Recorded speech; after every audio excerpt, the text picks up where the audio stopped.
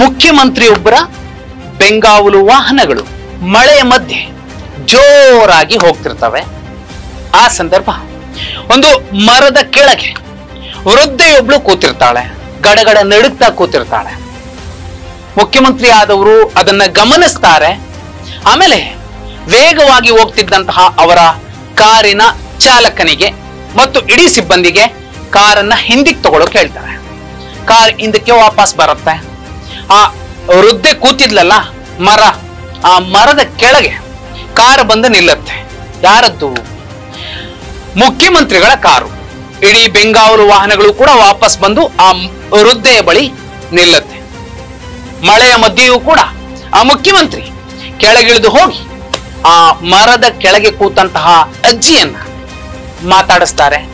ಯಾಕಜ್ಜಿ ಮಳೆಯಲ್ಲಿ ಹೀಗೆ ಕೂತಿದ್ಯಾ? ಏನ್ ಸಮಸ್ಯೆ ನಿಂದು? ಇಲ್ಲಪ್ಪ, ನಮ್ದು ಚಿಕ್ಕ ಮನೆ, ಅಲ್ಲಿ ಮಗ ಸೊಸೆ ಮೊಮ್ಮಕ್ಳಿದ್ದಾರೆ, ನನಗೆ ಅಲ್ಲಿ ಸ್ವಲ್ಪ ಇಕ್ಕಟ್ಟಾಯ್ತು, ಇಲ್ಲಿ ಬಂದೆ, ಮಳೆ ಬಂದ್ಬಿಟ್ಟು ಇಲ್ಲೇ ಸಿಲುಕಿದ್ದೀನಿ. ಆಗ ಮುಖ್ಯಮಂತ್ರಿಗೆ ಅರಿವಾಗತ್ತೆ, ಅರೆ ಎಷ್ಟೊಂದು ಮಧ್ಯಮ ವರ್ಗದ ಕುಟುಂಬಗಳಿರಬಹುದು, ಬಡವರು ಇರಬಹುದು, ಅವರಿಗೆ ಮನೆ ಇಲ್ಲ, ಅವ್ರಿಗೊಂದು ಮನೆಯನ್ನ ಮಾಡ್ಕೊಡ್ಬೇಕು. ಇದಲ್ವಾ ನಿಜವಾದ ಜನಪರ ಕಾಳಜಿಯ ಯೋಜನೆ? ಹೀಗಂತ ಯೋಚನೆ ಮಾಡಿದ ಕೂಡಲೇ ಅವರ ತಲೆಯಲ್ಲಿ ಹೊಳೆದಂತಹ ಒಂದು ಪದ, 3 ಅಕ್ಷರಗಳ ಪದ, ಆಶ್ರಯ. ಇವತ್ತು ನಾಡಿನಲ್ಲಿ ಆಶ್ರಯ ಯೋಜನೆಗಳನ್ನ ಪಡ್ಕೊಳ್ತಿದ್ದಾರೆ, ಫಲಾನುಭವಿಗಳು ಅದರ ಲಾಭವನ್ನ ಪಡ್ಕೊಳ್ತಿದ್ದಾರೆ, ಆ ಆಶ್ರಯ ಯೋಜನೆ ಮನೆಯಲ್ಲಿ ಉಳ್ಕೊಳ್ತಿದ್ದಾರೆ ಅಂದ್ರೆ ಅದಕ್ಕೆ ಕಾರಣವಾದಂತಹ ಘಟನೆ ಇದು. ನಡೆದದ್ದು ಶಿವಮೊಗ್ಗದಲ್ಲಿ 1990ರ ವರ್ಷದಲ್ಲಿ. ಈ ರೀತಿ ಮಳೆಯಲ್ಲೂ ಕೂಡ ಕಾರನ್ನ ವಾಪಸ್ ತರಿಸಿ ಆ ಅಜ್ಜಿಯ ಮುಂದೆ, ಯಾವ ಅಜ್ಜಿ? ಅದು ಬಂಜಾರ ಸಮಾಜಕ್ಕೆ ಸೇರಿದಂತಹ ಆ ವೃದ್ಧೆಯನ್ನ ಮಾತಾಡಿಸಿದ್ದು ನಾಡಿನ ಅಸಲಿ ಹಿಂದುಳಿದ ಮುಖ್ಯಮಂತ್ರಿ. ಹಿಂದುಳಿದವರ, ಅಲ್ಪಸಂಖ್ಯಾತರ, ದಲಿತರ ಸಿಟ್ಟು ಎಂತದ್ದು ಅನ್ನೋದಕ್ಕೆ ಸಾಕ್ಷಿ ಪ್ರಜ್ಞೆಯಾಗಿದ್ದವರು, ರಾಜಕೀಯವಾಗಿ ಈ ಸಮುದಾಯಗಳನ್ನು ಒಗ್ಗೂಡಿಸೋದಕ್ಕೆ ಹೊಸ ಪಕ್ಷ ಕಟ್ಟಿ 10 ಸ್ಥಾನಗಳನ್ನ ಗೆದ್ದವರು ಸಾರೆಕೊಪ್ಪ ಬಂಗಾರಪ್ಪ ಅವರು. ನೋಡಿ, ಇವತ್ತಿಗೂ ಕೂಡ ಬಂಜಾರ ಸಮುದಾಯದ ಮನೆಗಳಲ್ಲಿ ಬಂಗಾರಪ್ಪ ಅವರ ಫೋಟೋ ಇದೆ. ಅಷ್ಟೇ ಅಲ್ಲ, ಮುಸಲ್ಮಾನರ ಮನೆಗಳಲ್ಲಿ ಬಂಗಾರಪ್ಪ ಅವರ ಫೋಟೋ ಇದೆ. ಅದೆಷ್ಟೋ ಹಿಂದುಳಿದ ಸಮುದಾಯಗಳ ಮನೆಗಳಲ್ಲಿ ಬಂಗಾರಪ್ಪ ಅವರ ಫೋಟೋ ಇದೆ. ಕುರುಬರ ಮನೆಗಳಲ್ಲಿ ಬಂಗಾರಪ್ಪ ಅವರ ಫೋಟೋ ಇದೆ. ಯಾಕೆ? ಬಂಗಾರಪ್ಪ ನಮ್ಮ ನಾಯಕ ಅಂತಾರೆ. ಇದೊಂದೇನಾ? ಇವತ್ತು ಪ್ರತಿ ಹಳ್ಳಿಗಳಲ್ಲಿ ರೈತರು ಉಚಿತವಾಗಿ ವಿದ್ಯುತ್ ಅನ್ನ ಪಡೆಯುತ್ತಿದ್ದಾರೆ ಅಂದ್ರೆ ಅದಕ್ಕೆ ಕಾರಣ ಸಾರೆಕೊಪ್ಪ ಬಂಗಾರಪ್ಪ. ಬರೀ ದೊಡ್ಡ ದೊಡ್ಡ ದೇವಸ್ಥಾನಗಳಿಗೆ ಗುಡಿ ಇತ್ತು, ಒಬ್ರು ಅರ್ಚಕರಿದ್ರು, ಒಂದಷ್ಟು ಹಣಕಾಸಿನ ವ್ಯವಸ್ಥೆ ಇತ್ತು. ಯಾವುದೋ ದ್ಯಾಮವನಿಗಾಗ್ಲಿ, ಹುಚ್ಚವನಿಗಾಗ್ಲಿ, ಮಸಣವ್ವನಿಗಾಗ್ಲಿ, ಮಾರವ್ವನಿಗಾಗ್ಲಿ ಇಂಥದ್ದೊಂದು ಅವಕಾಶ ಇರಲಿಲ್ಲ. ಸರ್ಕಾರ ಅವರಿಗೆ ಧನ ಸಹಾಯವನ್ನ ಮಾಡ್ತಿರ್ಲಿಲ್ಲ. ಅಂತಹ ಸಂದರ್ಭದಲ್ಲಿ ಅವರ ಮುಖ್ಯಮಂತ್ರಿ ದೇವರಾಜ ಅರಸು ಅವರಿಗೆ ಸವಾಲಾಗ್ತಾರೆ. ಇಂತಹ ಸಣ್ಣ ಪುಟ್ಟ ದೇಗುಲಗಳಿಗೂ ಕೂಡ ಒಂದು ಯೋಜನೆಯನ್ನ ಮಾಡಿ ಅವರೆಲ್ಲರಿಗೂ ಕೂಡ ಧನ ಸಹಾಯ ಕೊಟ್ಟು ಗುಡಿ ಇಲ್ಲದ ಕಡೆ ಗುಡಿ ಕಟ್ಟಿಸ್ಕೊಡದೇ ಇದ್ರೆ ಎಲ್ಲ ಶೂದ್ರ ದೇವತೆಗಳನ್ನ ತಂದು ವಿಧಾನಸೌಧದೊಳಗಡೆ ಕೂರಿಸ್ಬಿಡ್ತೀನಿ, ನನಗೆ ಇವರೂ ಮುಖ್ಯ ಅಂತ ಗಟ್ಟಿಯಾಗಿ ಮಾತಾಡಿ ಶೂದ್ರ ದೇವತೆಗಳ ಪರವಾಗಿ ನಿಂತವರು, ಶೂದ್ರ ದೇವರ ಜೊತೆಯಲ್ಲಿ ನಿಂತವರು. ಹೇಗೆ ನಾರಾಯಣ ಗುರುಗಳು ಶೂದ್ರ ಶಿವನನ್ನ ಸ್ಥಾಪಿಸಿದ್ರು, ಅದೇ ರೀತಿ ಶೂದ್ರ ದೇವತೆಗಳಿಗೂ ಕೂಡ ನ್ಯಾಯ ಬೇಕು, ಬರೀ ಶೂದ್ರರಿಗಷ್ಟೇ ಅಲ್ಲ ಅನ್ನೋ ರೀತಿಯಲ್ಲಿ ಮಾತಾಡಿ ಆರಾಧನಾ ಅನ್ನುವಂತಹ ಕಾರ್ಯಕ್ರಮವನ್ನ ತಂದವರು ಕೂಡ ಇದೇ ಸಾರೆಕೊಪ್ಪ ಬಂಗಾರಪ್ಪ ಅವರು.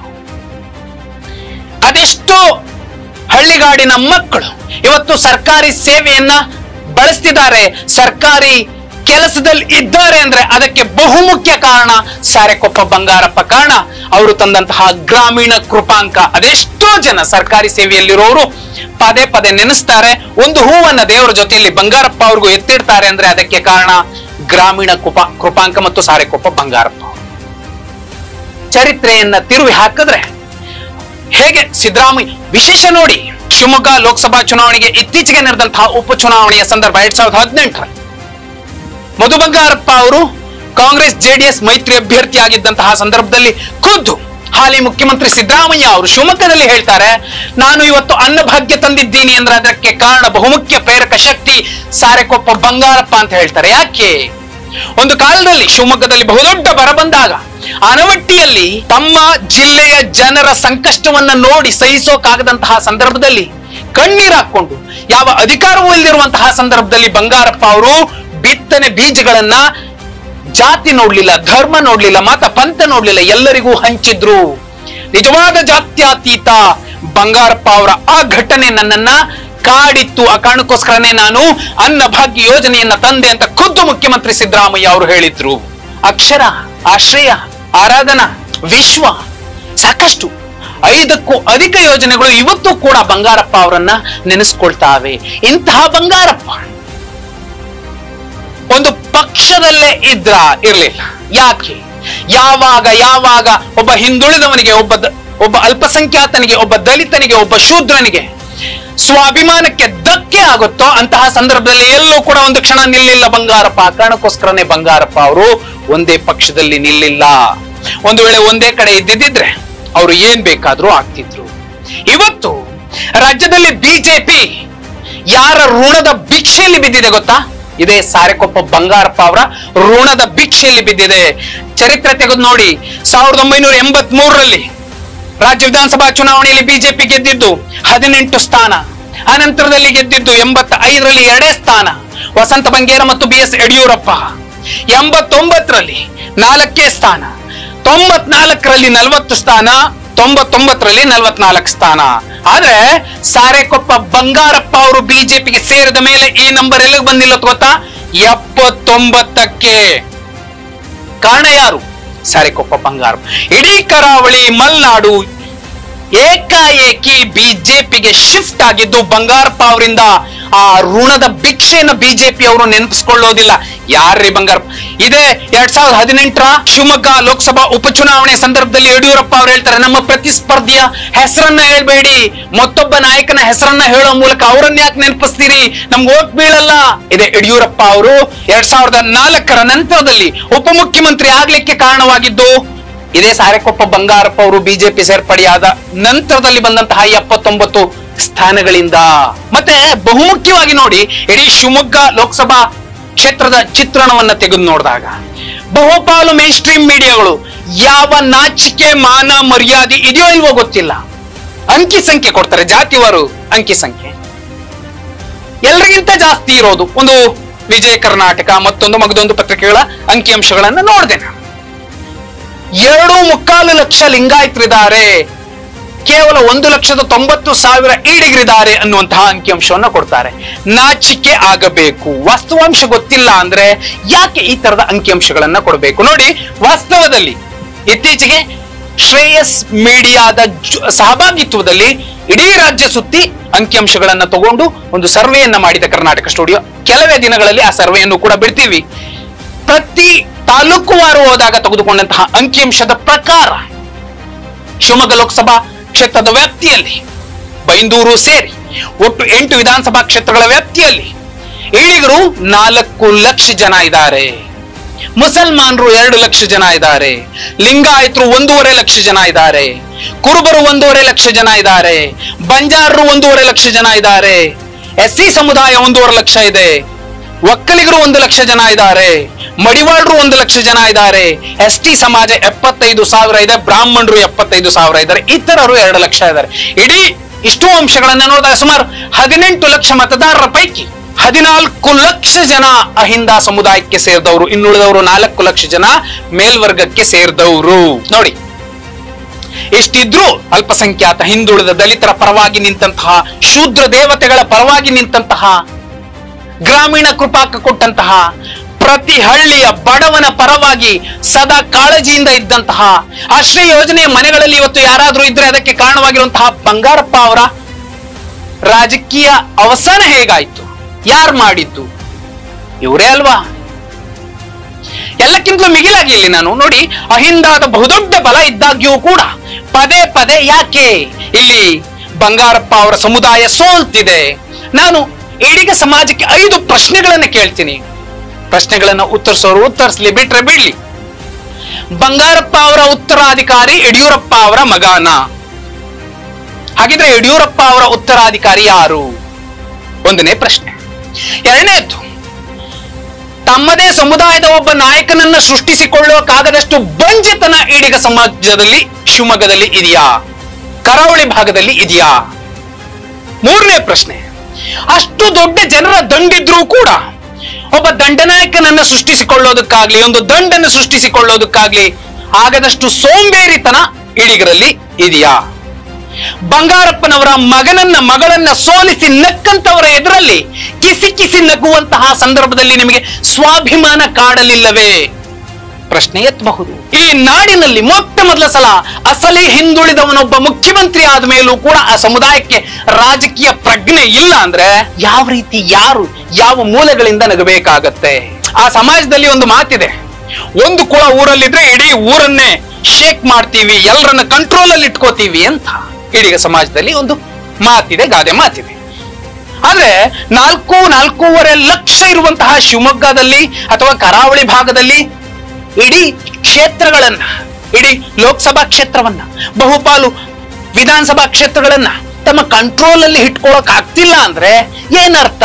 ರಾಜಕೀಯವಾಗಿ ಇವರು ಅತಿ ಶತಧಡ್ಡರು, ಶತಮೂರ್ಖರು ಅನ್ನುವಂತಹ ಒಂದು ಅರ್ಥಕ್ಕೆ ಬರಬೇಕಾಗುತ್ತಲ್ವಾ? ಸದ್ಯ ನೋಡಿ, ಯಡಿಯೂರಪ್ಪ ಬಂಗಾರಪ್ಪ ಅವರ ಕೈಯಲ್ಲಿದ್ದಂತಹ ಕ್ಷೇತ್ರ ನಿಜಕ್ಕೂ ಬಡವರ ಪರವಾಗಿ ಇದ್ದಂತಹ ಕಾಳಜಿ ಇದ್ದಂತಹ ನಾಯಕನ ಕೈಯಲ್ಲಿದ್ದಂತಹ ಕ್ಷೇತ್ರ ಯಡಿಯೂರಪ್ಪ ಅವರ ಕೈಗೆ ಶಿಫ್ಟ್ ಆದ್ಮೇಲೆ ಬಹುಪಾಲು ಜನ ಹೇಳ್ತಾರೆ, ಅರೆ ಶಿವಮೊಗ್ಗದ ಈ ಬೀದಿ ಫುಲ್ ನೋಡಿದ್ರೆ ಇವ್ರದೇ, ಆ ಬೀದಿ ಫುಲ್ ನೋಡಿದ್ರೆ ಅವ್ರದೇ, ಭೂಮಿಯನ್ನ, ಇಡೀ ಭೂಮಿಯನ್ನ ಅವರೇ ಕೊಂಡ್ಕೊಬಿಟ್ಟಿದ್ದಾರೆ ಅನ್ನೋದನ್ನು ಕೂಡ ಹೇಳ್ತಾರೆ. ಆದ್ರೆ ಚುನಾವಣೆಯಲ್ಲಿ ಹೋಗಿ ಮತ ಹಾಕ್ತಾರೆ. ವಾಸ್ತವಾಂಶ ಏನಿದೆ ಶಿವಮೊಗ್ಗದಲ್ಲಿ?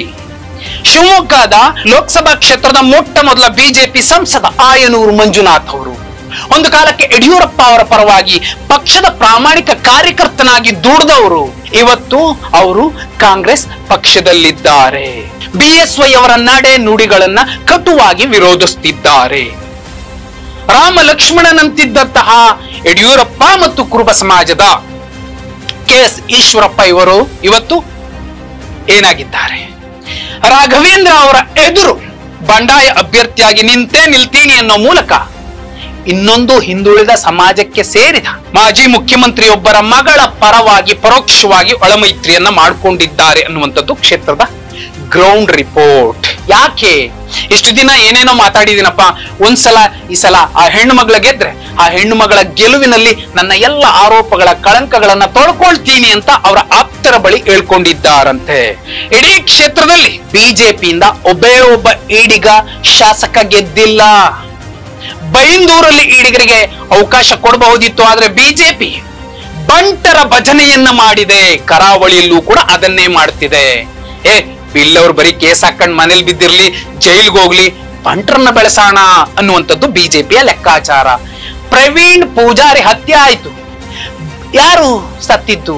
ಇದೇ ಬಿಲ್ಲವ ಈಡಿಗ ಸಮಾಜದ ಯುವಕ. ಇನ್ನುಳಿದ ಸಮುದಾಯಗಳವರು ಯಾರಾದ್ರೂ ಇಂತಹ ತ್ಯಾಗಗಳನ್ನ ಮಾಡಿಲ್ಲ. ಮಾಡದಿದ್ರೂ ಕೂಡ ಅವರಿಗೆ ಅಧಿಕಾರವನ್ನ ಕೊಡುತ್ತೆ ಬಿಜೆಪಿ. ಬಿಲ್ ಅವರನ್ನ, ಈಡಿಗರನ್ನ ಕಾಲಡಿ ಹಾಕಿ ತುಳಿಯುತ್ತೆ. ಅವರು ಬೆಳೆದ್ರೆ ಮತ್ತೊಬ್ಬ ಬಂಗಾರಪ್ಪ ಆಗಬಹುದು, ನಮಗೆ ಸಮಸ್ಯೆ ಆಗಬಹುದು ಅನ್ನುವಂಥದ್ದು ಬಿಜೆಪಿಯ ಲೆಕ್ಕಾಚಾರ. ಎಲ್ಲಕ್ಕಿಂತಲೂ ಮಿಗಿಲಾಗಿ 2023ರ ಕರ್ನಾಟಕ ವಿಧಾನಸಭಾ ಚುನಾವಣೆಯ ಸಂದರ್ಭದಲ್ಲಿ BS ಯಡಿಯೂರಪ್ಪ ಅವರ ಪುತ್ರ BY ವಿಜೇಂದ್ರ ಅವರು ಶಿಕಾರಿಪುರದಲ್ಲಿ, ಎಲ್ಲಿ ಯಡಿಯೂರಪ್ಪ ಅವರ ರಾಜಧಾನಿಯಲ್ಲಿ ಕೇವಲ 11,008 ಮತಗಳ ಅಂತರದಿಂದ ಗೆದ್ರು. ಇದು ಜುಜುಬಿ, ಮರಿರಾಜಾಹುಲಿ ಇಂತಹ ಗೆಲುವು ಅಲ್ಲ. ಈ ಸಲ ಏನಾಗ್ಬಹುದು? ಬರ್ದಿಟ್ಕೊಳ್ಳಿ, ಗೀತಕ್ಕನಿಗೆ ಭಂಡಾರದ ಬಲ ಸಿಗತ್ತೆ, ಬಂಜಾರರ ಬಲ ಸಿಗತ್ತೆ, ಬಂಗಾರದ ಬಲ ಸಿಗತ್ತೆ. ಈಡಿಗರಿಗೆ ನಿಜಕ್ಕೂ ಸ್ವಾಭಿಮಾನ ಇದ್ರೆ, ಈಡಿಗರಿಗೆ ನಿಜಕ್ಕೂ ನಮ್ಮಲ್ಲಿ ನಾಯಕನನ್ನ ಸೃಷ್ಟಿಸುವಂತಹ ಬಂಜತನ ಇಲ್ಲ ಅನ್ನುವಂತಹ ಗ್ಯಾರಂಟಿ ಇದ್ರೆ, ನಿಜಕ್ಕೂ ನಾರಾಯಣ ಗುರುಗಳ ತತ್ವ ಸಿದ್ಧಾಂತಗಳು ತಲೆ ತುಂಬ ಇದ್ರೆ, ಎಲ್ಲಕ್ಕಿಂತಲೂ ಮಿಗಿಲಾಗಿ ಈ ನಾಡಿನಲ್ಲಿ ಹಿಂದುಳಿದವರ ಪರವಾಗಿ ಮೊಟ್ಟ ಮೊದಲ ಸಲ ಸಿಂಹ ಗರ್ಜನೆ ಮಾಡಿದಂತಹ ಬಂಗಾರಪ್ಪ ಅವರು ನಮ್ಮ ನಾಯಕ ಅನ್ನುವಂತಹ ಸ್ವಾಭಿಮಾನ ಇದ್ರೆ, ಗೀತಾ ಶಿವರಾಜ್ ಕುಮಾರ್ ಗೆದ್ದೇ ಗೆಲ್ತಾರೆ. BY ರಾಘವೇಂದ್ರ ಅವರಿಗೆ ಇದೇ ಭಯ ಕಾಡ್ತಿದೆ, ಅದು ಬಂಗಾರದ ಭಯ. ಯಡಿಯೂರಪ್ಪ ಅವ್ರಿಗೂ ಕೂಡ ಇದೇ ಭಯ ಕಾಡ್ತಿದೆ, ಅದು ಬಂಗಾರದ ಭಯ.